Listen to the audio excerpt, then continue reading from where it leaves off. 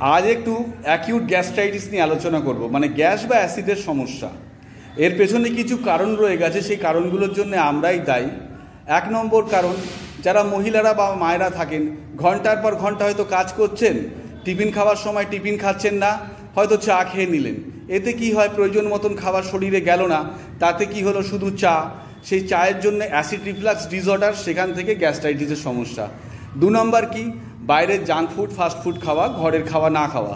3 নম্বর, আপনি বাইরের junk food fast food খাচ্ছেন, প্রচুর পরিমাণ ওজন বাড়িয়ে ফেলেছেন, বিএমআই রেশিও বাড়িয়ে ফেলেছেন, এবং আপনার কায়িক কোনো শ্রম নেই, আপনি কোনো ব্যায়াম করেন না বা কায়িক শ্রম করেন না, সেখান থেকে এনজাইমের প্রবলেম, মানে হজমের সমস্যা, সেখান থেকে অ্যাকিউট গ্যাস্ট্রাইটিস।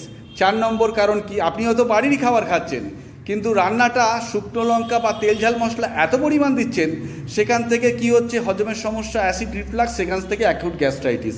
আবার আজকালকার ব্যায়াম করছে যেসব ছেলেরা, তারা কি করছে, এইটার পর রুটির পর ডিম খাচ্ছে, ডিমের পর দুধ খাচ্ছে, দুধের পর, মানে এটার পর ওটা, নিয়মই জানে না তারা কিভাবে খেতে হয়, কোনটার পর কোনটা চলে, কোনটার সাথে কার শত্রুতা আছে, কোনটার সাথে কার মিত্রতা আছে, তারা এটা সঠিকভাবে না জেনে তারা পরপর খেতে থাকে, সেখান থেকে অ্যাসিড রিফ্লাক্স, হজমের সমস্যা, অ্যাকিউট গ্যাস্ট্রাইটিস। অ্যাকচুয়ালি আমাদের অ্যাসিড পেটের নিচের দিকে থাকে, কেন অ্যাসিড না থাকলে তো আমাদের খাবার হজম হবে না, অ্যাসিডের তো প্রয়োজন আমাদের আছেই। আবার যদি আমরা গলা পর্যন্ত খেয়ে ফেলি, তখন তাহলে কি হবে, অ্যাসিডটা আস্তে আস্তে খাবারের সাথে গলা সামনে চলে আসবে, সেখান থেকে কিন্তু ওপরের দিকে ওঠার চেষ্টা করবে, সেখান থেকেও কিন্তু অ্যাসিড রিফ্লাক্স বা অ্যাসিডিটি হয় বা গ্যাস্ট্রাইটিস হয়। মানে অতিরিক্ত পরিমাণ খাওয়া, গলা পর্যন্ত আমি খেয়ে ফেললাম, সেখান থেকেও গ্যাস্ট্রাইটিস বা অ্যাকিউট গ্যাস্ট্রাইটিসের প্রবণতা থাকে।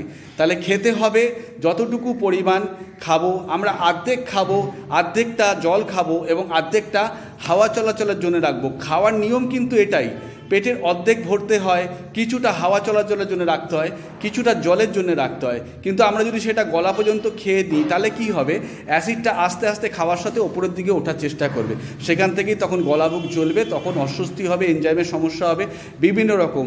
এই প্রাথমিক কারণগুলো কিন্তু এই হয়।